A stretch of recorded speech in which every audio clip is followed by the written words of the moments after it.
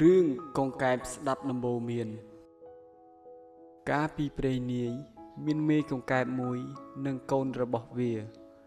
មេកងកែបស្រឡាញ់កូនរបស់វាជាខ្លាំងមេកងកែបបានមើលថែកូនយ៉ាងយកចិត្តទុកដាក់ពួកគេមានសត្រូវមួយដែលតែងមកព្យាបាទ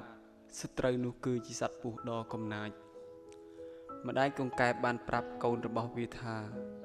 ប្រសិនបើកូនឃើញសត្វពស់នោះកូនត្រូវតែរត់គេចចេញឲ្យលឿនបំផុតកូនកង្កែបឆ្លើយថាកូនយល់ព្រមណាម៉ែបន្ទាប់មកម្ដាយកង្កែបក៏ចាកចេញពីរូងទៅរកចំណីបាត់សត្វពស់តែងតែដើររកចំណីគ្រប់ទិសទីវាចូលចិត្តស៊ីកង្កែបណាស់វាថារសជាតិកង្កែបពិតជាឆ្ងាញ់មែននៅរសៀលថ្ងៃមួយកូនកង្កែបអត់សុខក៏ចេញពីរូងដើរលេងនៅខាងក្រៅ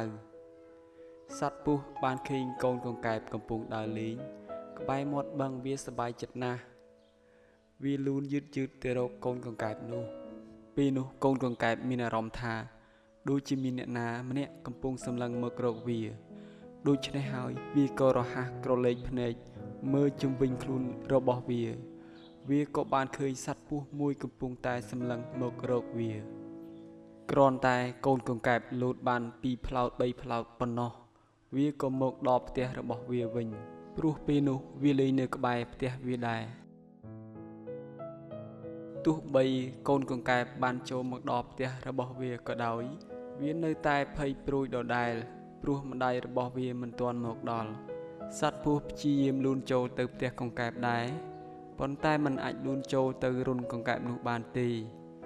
ដូច្នេះវាក៏សម្រេចចិត្តរងចាំនៅមាត់រុនកង្កែបពស់និយាយដោយសង្ឃឹមថាអញត្រូវតែរងចាំកូនកង្កែបនេះវានឹងចេញមកក្រៅក្នុងពេលនេះឆាប់នេះ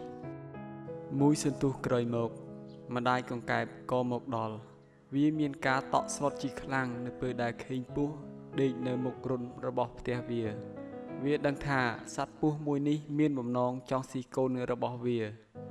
ដូច្នេះវាគិតថាវាត្រូវតែធ្វើអ្វីមួយដើម្បីជួយជីវិតកូនរបស់វារំពេចនោះវាក្រឡេកឃើញថ្មមួយដុំនៅលើដំបូលផ្ទះរបស់វាលូតឡើងថ្នមហើយរុញដុំថ្មនោះទម្លាក់ពីលើចំខ្លួនរបស់ពស់ពេលនោះសត្វពស់បានភ្ញាក់ព្រឺតហើយស្រែកយ៉ាងខ្លាំងថាអូយឈឺណាស់រួចហើយវាក៏លូនចេញយ៉ាងលឿនបាត់ទៅ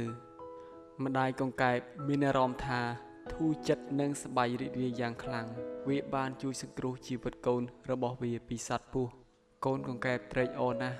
ព្រោះបានស្ដាប់តាមបង្គាប់ម្ដាយរបស់វាប្រសិនបើវាមិនស្ដាប់តាមបង្គាប់ម្ដាយរបស់វាទេនោះវានឹងក្លាយជាចំណីរបស់សត្វពស់បាត់ទៅហើយនៅពេលនេះសាច់រឿងរបស់យើងខ្ញុំបានដល់ទីបញ្ចប់ទៅហើយក៏សូមអរគុណដែរចំពោះពុកម៉ែបងប្អូនទាំងអស់ដែលបានទស្សនាវីដេអូរបស់យើងខ្ញុំតាំងពីដើមរហូតដល់ចប់បើសិនជាពុកម៉ែបងប្អូនពេញចិត្តនឹងការផលិតវីដេអូរបស់យើងខ្ញុំបន្តទៅទៀតនោះ